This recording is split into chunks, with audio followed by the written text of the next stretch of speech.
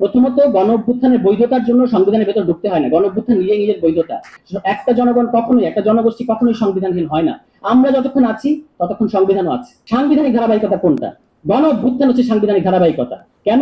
তার কারণ হচ্ছে যেই জনগণের ইচ্ছা ও অভিপ্রায় ব্যক্ত করার সকল রাস্তা আপনি বন্ধ করে দিয়েছেন, অর্থাৎ সাংবিধানিক ধারাবাহিকতা আপনিই বন্ধ করে দিয়েছেন। জনগণ এই গণ অভ্যুত্থানের মধ্য দিয়ে সাংবিধানিক ধারাবাহিকতায় ফেরার চেষ্টা করছে। সুতরাং আমাদেরকে এই স্পিরিটের সাথে থাকতে হবে। আমাদেরকে 72 সংবিধান শ্রেষ্ঠ সংবিধান এটা বলে লাভ নাই। হ্যাঁ, এটা খুবই ভালো সংবিধান। এটা আমাদের পেছনে আমাদের সংবিধান আমাদের সংগ্রামের ব্যাপার আছে। এবং আমি খুবই বলছি যে ডক্টর কামাল হোসেনকে আমরা পছন্দ করি, ভালোবাসি, শ্রদ্ধা করি, কিন্তু যেটা সত্য, ট্রুথ মাস্ট বি স্পোকেন, যে এই সংবিধান আর বর্তমানে বাংলাদেশের জনগণের ইচ্ছা ও অভিপ্রায়কে কোনোভাবেই আর রিফ্লেক্ট করে না। কতটুকু রিফ্লেক্ট করে? যেটা সাবেক বিচারপতি এম এ মতিন বলেছেন যে এই গণ অভ্যুত্থানের পরে এই জনগণ যতটুকু এই সংবিধান রাখতে চাইবে ততটুকু এই সংবিধান প্রাসঙ্গিক আছে, বাকিটুকু প্রাসঙ্গিক নাই। সিম্পল। তাহলে আমরা কি বলছি? এই যে প্রিএমবেল যেটা আছে এখন, যে আমাদের কনস্টিটিউশনের প্রিএমবেল আছে, আমরা এটা রেখে দিতে চাই, কারণ এটা আমরা অর্জন করেছি, যুদ্ধ করেছি, উই দ্য পিপল, আমরা এখানে ঘোষণা করেছি, সুতরাং এটা থাকবে। কিন্তু এর পরবর্তী যেই অংশটুকু বাংলাদেশের জনগণের ইচ্ছা অভিপ্রায় বিরুদ্ধে দাঁড়িয়েছে, এটার সাথে আমাদের আর ওখানে ফেরাতে নিতে আপনারা চেষ্টা করবেন না, আপনাদের কাছে আমরা অনুরোধ করছি। এবং এই সংবিধান অনুযায়ী এই গণ অভ্যুত্থান সিদ্ধ। প্রথমত গণ অভ্যুত্থানের বৈধতার জন্য সংবিধানের ভেতর ঢুকতে হয় না। গণ অভ্যুত্থান নিজের বৈধতা। কিন্তু যদি যারা সংবিধান এক ধরনের সংবিধান বাদের মধ্যে ফ্যাটিসে ভোগেন, যে সংবিধান না থাকলে একটা জনগণ কিভাবে চলবে, একটা জনগণ কখনোই, একটা জনগোষ্ঠী কখনোই সংবিধানহীন হয় না। আমরা যতক্ষণ আছি ততক্ষণ সংবিধানও আছে। লিখিত আছে কি অলিখিত আছে সেটা অন্য প্রশ্ন। এই প্রিএমবেলের মধ্যেই, এই প্রিএমবেল দ্বারাই আমাদের এই গণ অভ্যুত্থান সিদ্ধ।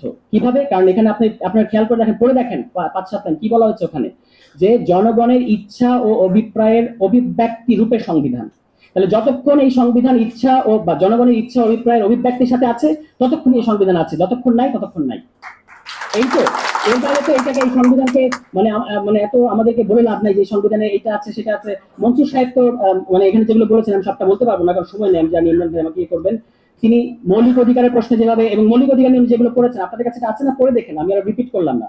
এই যে সাবজেক্ট টু রিজনেবল রেস্ট্রিকশন, প্রত্যেকটা জিনিস আপনি 39 পড়ে দেখেন ওখানে কিভাবে একদিকে আপনার কাছে দেওয়া হয়েছে এবং আরেক দিক থেকে সবকিছু নিয়ে নেওয়া হয়েছে।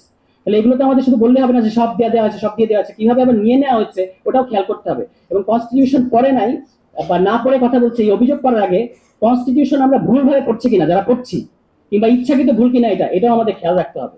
তো এই সমস্ত ব্যাপার আছে। আমি বলবো যে এখানে আমাদের কনস্টিটিউশন নিয়ে যেগুলো আরিফ ভাই বললেন, আমি বলি একেবারেই অমূলক এগুলো, কি বলে আশঙ্কা, যে এখন যদি আমরা কনস্টিটিউশন হাত দিতে যাই তাহলে দেশ একেবারে চতুর্দিকে বিভক্ত হয়ে যাবে। এটা হচ্ছে নিজের জনগণকে অবিশ্বাসের কাছ থেকে এটা আসে, যে আমরা বাংলাদেশের জনগণ একটা কনস্টিটিউশন বানাতে পারবো না। যারা রক্ত দিয়ে একটা গণ অভ্যুত্থান করেছে তারা একটা কনস্টিটিউশন বানাতে পারবে না। এই অবিশ্বাস যখন আপনি আপনার জনগণকে করেন তখন এই কথাটা আসে। আমি ওনার প্রতি রেসপেক্ট রেখেই বলছি। সুতরাং আমাদের জনগণকে বিশ্বাস করতে হবে। আমরা এখানে 47-এ পাকিস্তান আন্দোলন করেছি, আমরা 71 করেছি, আমরা 24-এ গণ অভ্যুত্থান করেছি।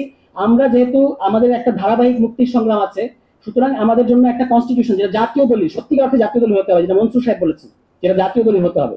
কিন্তু এটা জাতীয় দলিল না, এটা একটা দলিল। আপনি বাকশালের মধ্যে তো এই 4টা মূলনীতি ঢুকিয়ে রেখেছেন, একটা দলের মতাদর্শ।